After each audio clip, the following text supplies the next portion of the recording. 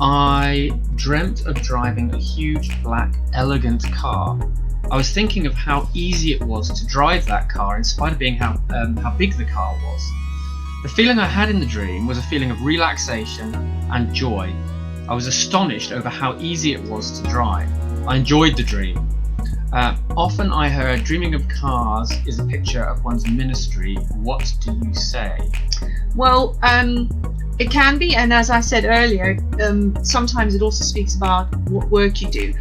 People who are called into business will obviously not, will still dream about cars, but it's not about their ministry, but it is about the thing that God wants them to do and He's asking them to do. So just an interesting thing, it's a big black car, it's elegant, but now this is interesting because black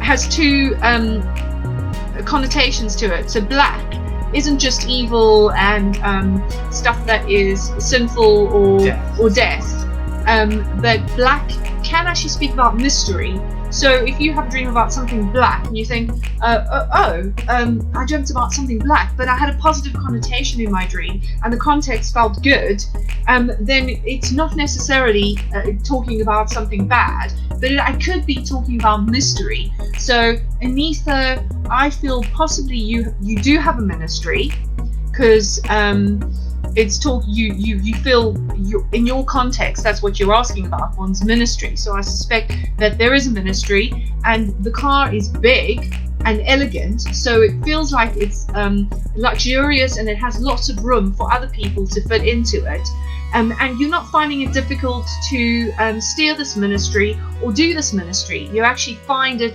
joyful and enjoyable, and you actually find it relaxing.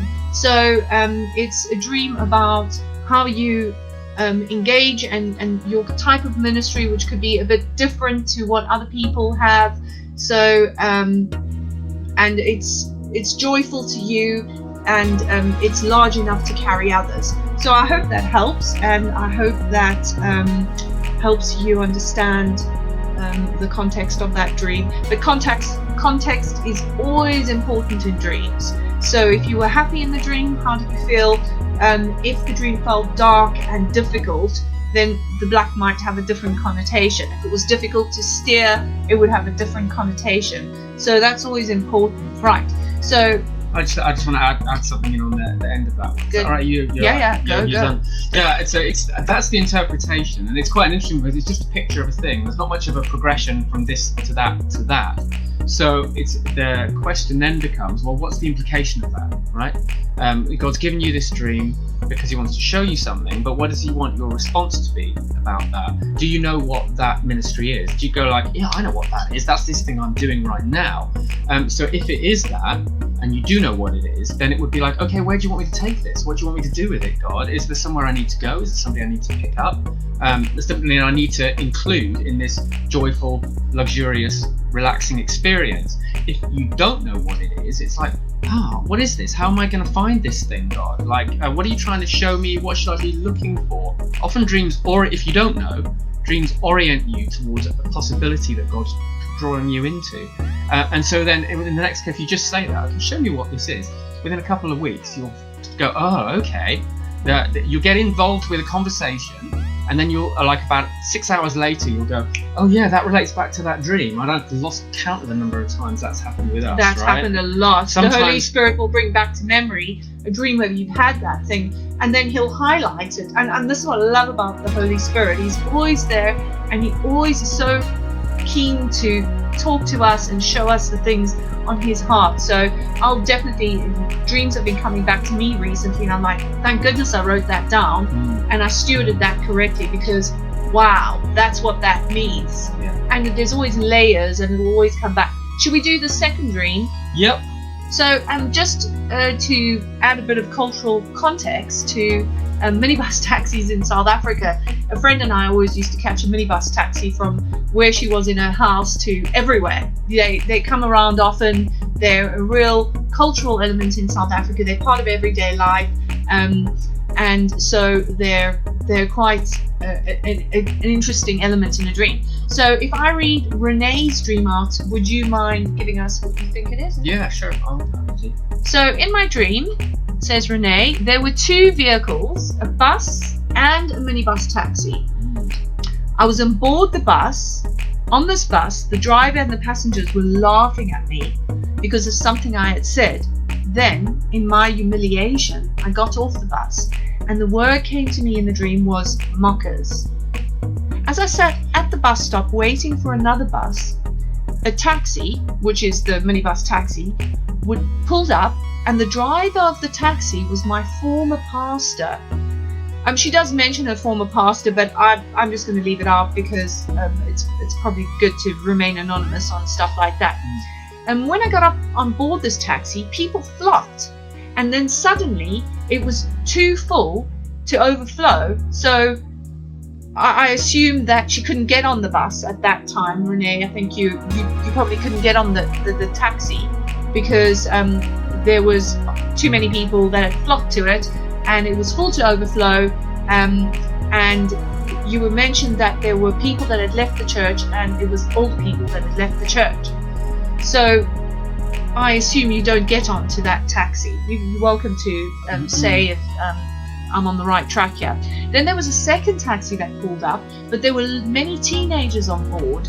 So you felt, I sat discouraged, and I realized it was getting late, so I decided to walk. And as I was walking, it started to rain. I thought to myself, should I turn back or keep walking, as it seemed very far to go? Okay, that's a really interesting dream. So this dream's different from the first one. Let's think about that to start off with. The first one is like, if you think about it like a movie, the first one was a movie of one scene. The dreamer is in the car and driving, and she describes that. Now this is like this to that, and to that, and then to that. So there's kind of four parts to this dream. In the first part, there were two vehicles. Remember, we're talking about the minibus taxi and the bus. The bus is slightly bigger, and minibus taxis are smaller and designed to take less people. And they can often refer to other people's ministries. And I think that's what this is talking about, actually.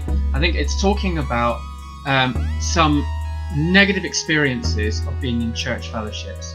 The first one, it's in the dream. There has been the dreamer has had an experience where she said something, probably that was kind of heartfelt, actually, because if it was just a thing, you'd just go, oh yeah, that was just somebody laughed at me, so what, you know? If I was talking about something that was inconsequential, so she probably said something quite heartfelt, and has been laughed at because of that. And it may be that she felt that that's stuck, and that people are going to mock her, and she's been mocked, and so she's got off that bus, right, which has kind of left that fellowship. I mean, I'm not saying that's a bad thing or a good thing, it's just what's happened.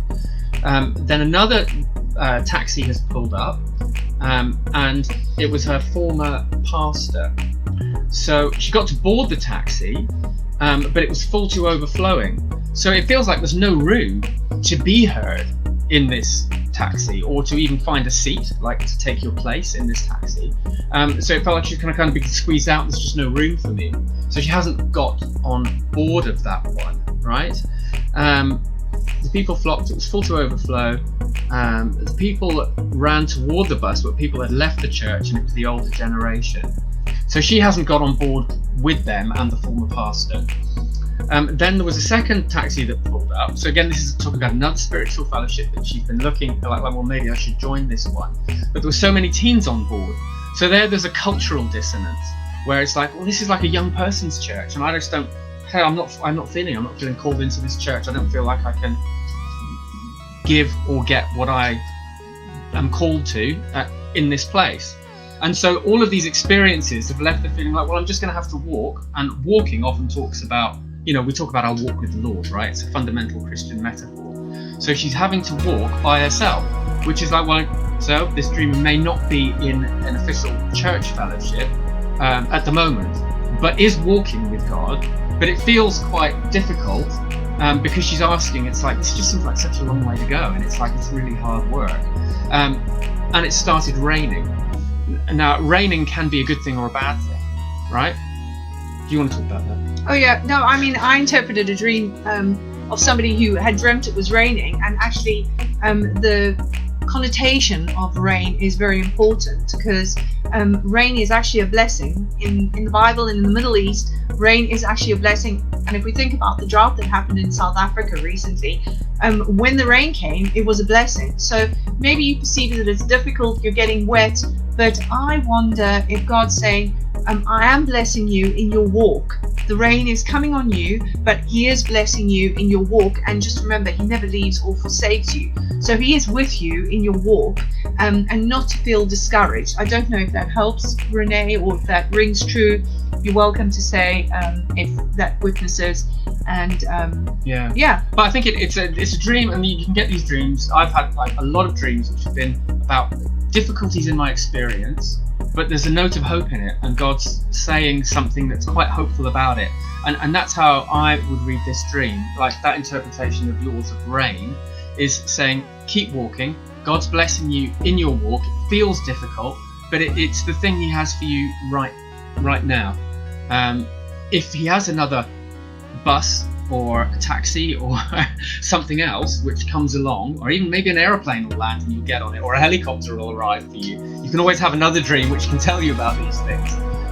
We go to sleep every night, there'll be another dream along tomorrow. Ask for dreams. And That's what we do. We ask for dreams. We say, Lord, give us a dream. Is there something you want to say? You had one recently where you were asking for direction on whether to take a job.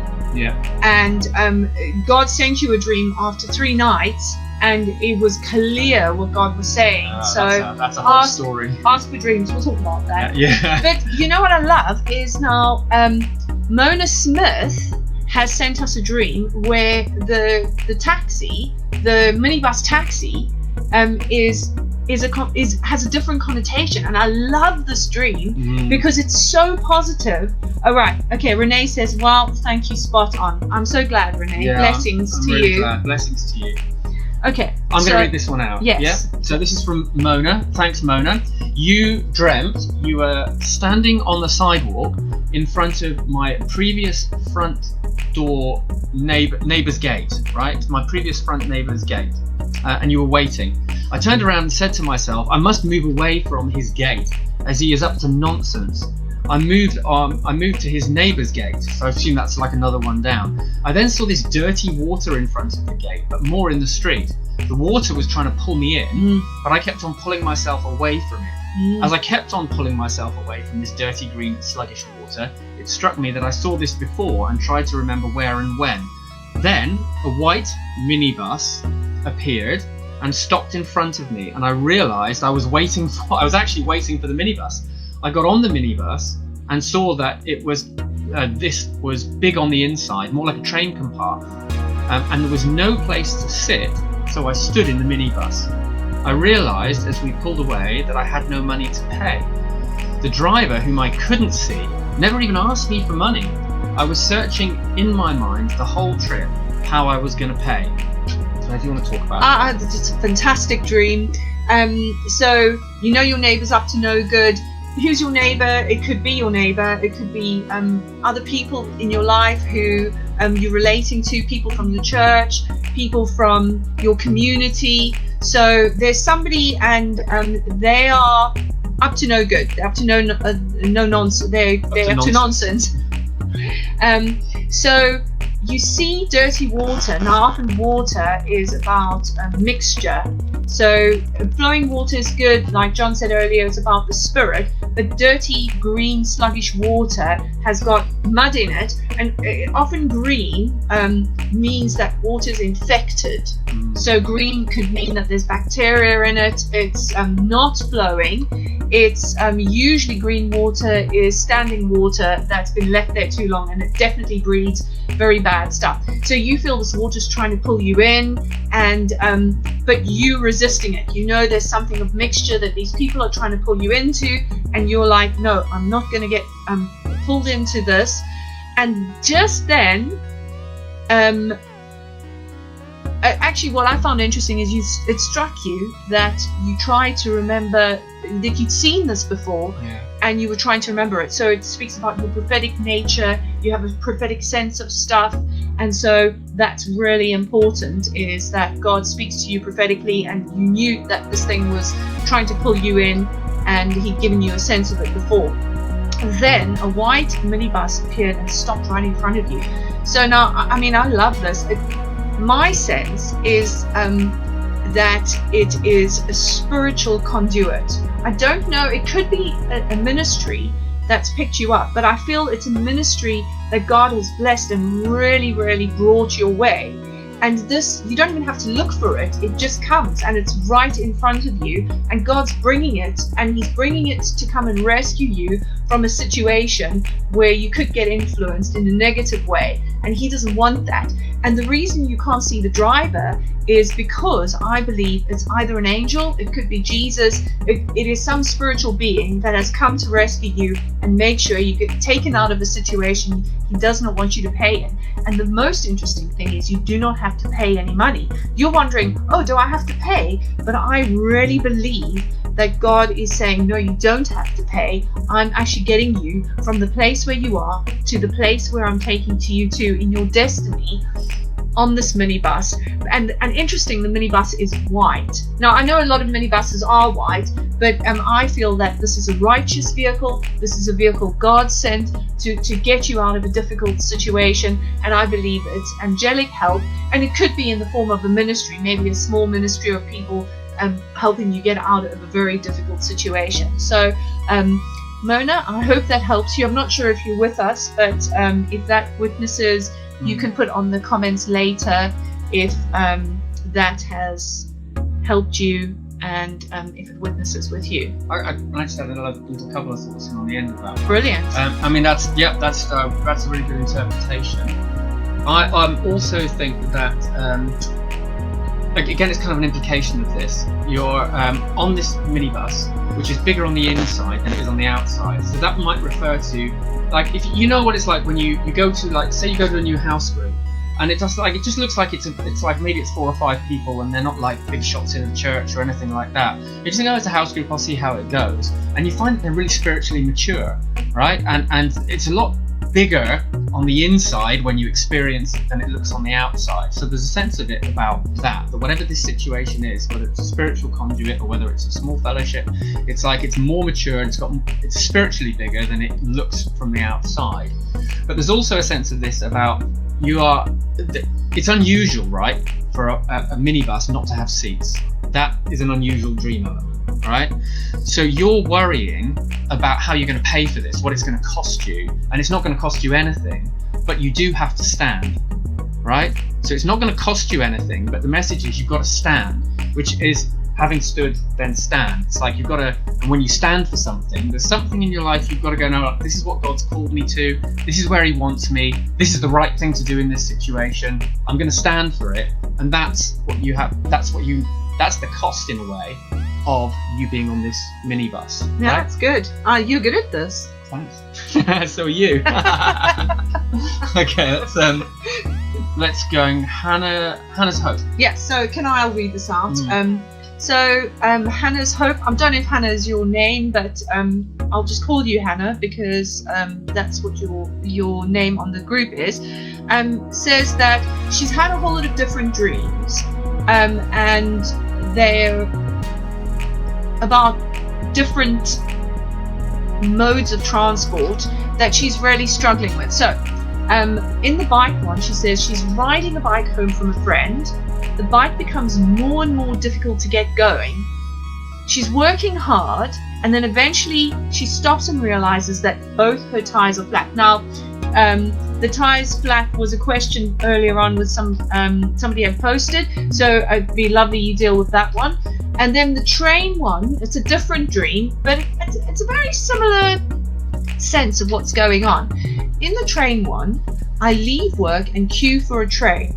The only available train can drop me about 5 kilometers from my actual home, but I take it anyway.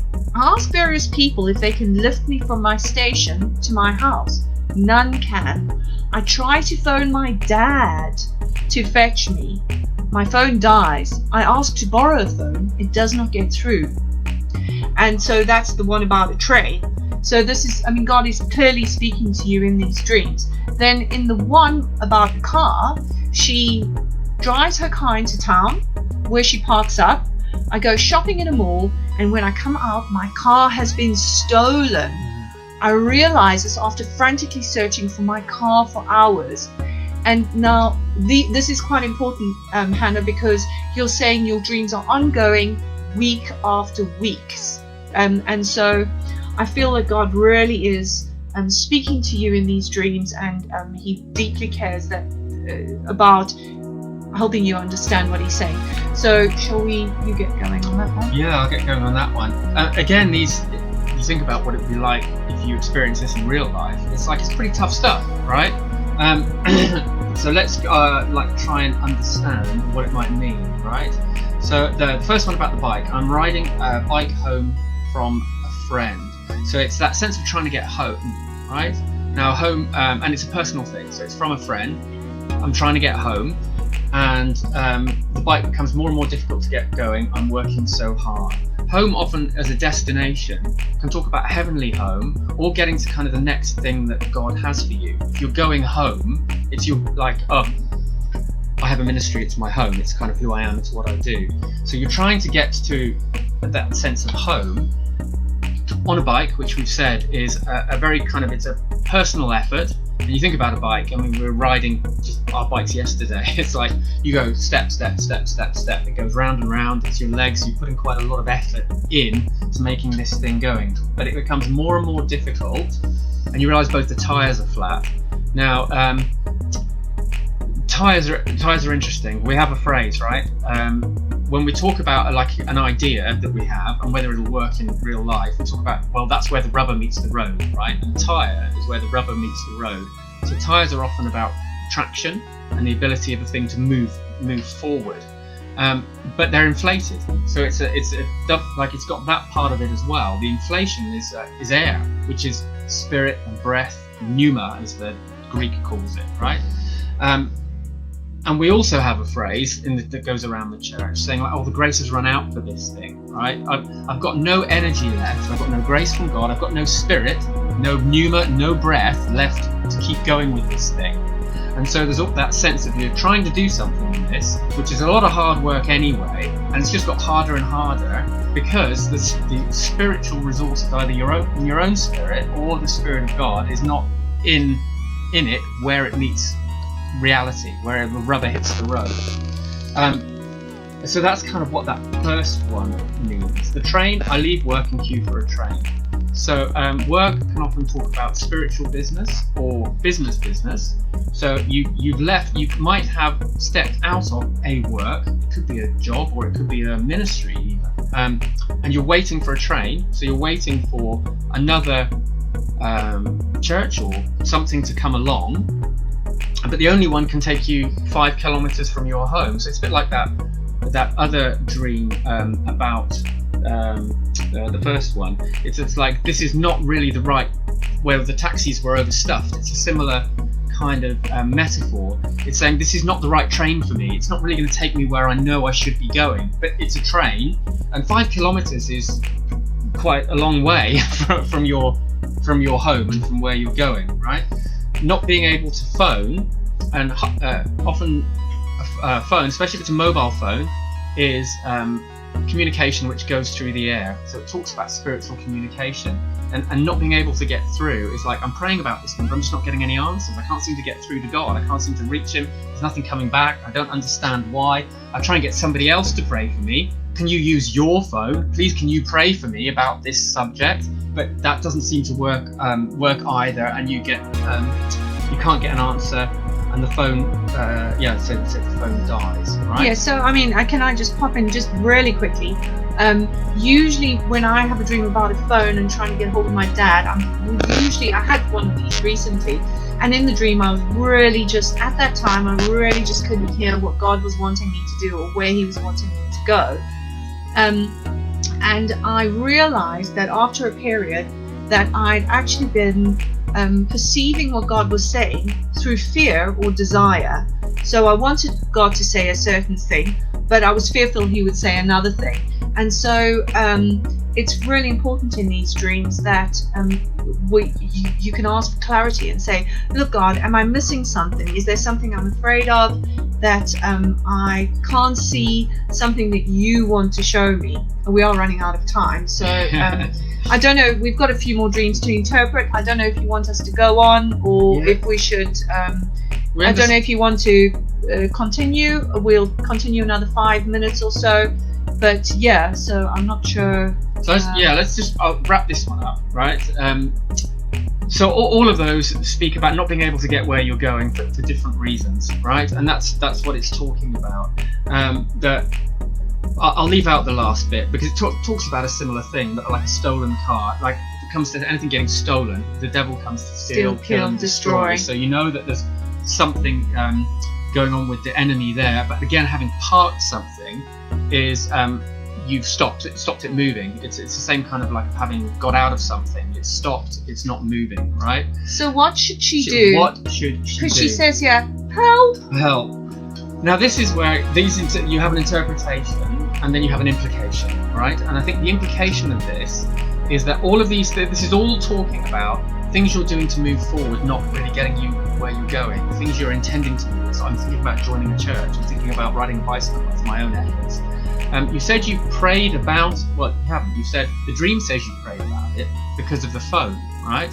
And that hasn't worked. So the first go-to would be like, take this to God, right?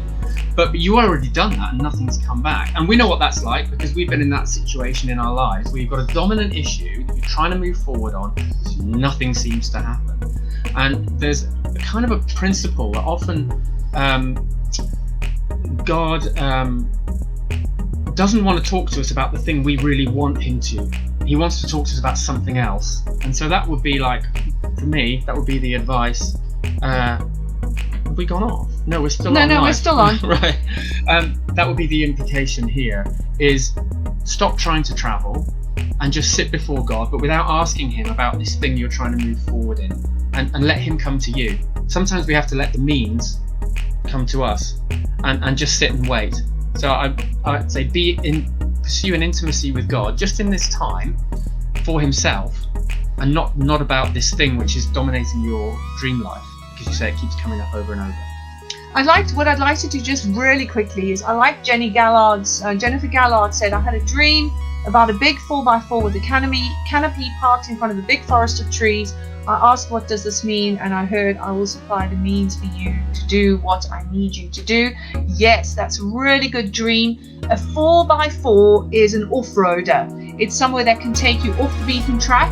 I don't know if God's calling you to do something that's off the beaten track, something different. A forest of trees is dealing with people. Tall trees often speak about leaders. Think about Nebuchadnezzar's dream where he gets chopped down as a tall tree. So God is saying you're going to go off-road, but he's going to give you the means to do this unusual thing that he has for you. And a 4x4, again, there's number 4, the number of the earth, and 4x4, you're going to be traveling on the earth doing something with people, but it's going to be something different and that's not been pioneered before. It's a pioneering work. So I don't know if that helps you, Jen, and hopefully that has spoken and helped you understand. So I think we should probably end here, and we hope this has encouraged people. If anybody has any thoughts on people's dreams, you're more than welcome to post them. I believe God is wanting to activate everybody else in the group and also help them to encourage others. So if any of these dreams you've read out, if the Holy Spirit impresses you anything on you, for any of the people like Jennifer Gallard, for Renee, and for everybody else, then please do post your thoughts and within the context of what we've been speaking about. I really hope this has helped you to understand and see how God can really speak very clearly to us in transport. Yeah. Jennifer here said, I'm trying to get my art business going. I believe God wants me to use it for him. I'd say that could very well be what this is referring to. It's a pioneering thing. Not a lot of people do it. Think about the canopy. Canopy is a covering. That can be a spiritual covering, like you've got a pastor or a mentor, but it could also be God saying, I've got you covered. I've got this ministry covered. If it's covering over the back, it's like everything you need is covered. So think about it in like terms of wordplay. It's about whatever's being covered by that canopy is quite important, and I hope that gives you a confidence to pioneer this thing. Last thought would be, when you pioneer something in a 4x4 through the trees, often you can only see the next step ahead of you. You're not going to see the grand plan traveling through the trees. So it's about being obedient to him as he leads you step by step, because that's how you drive a 4x4 through a forest, right?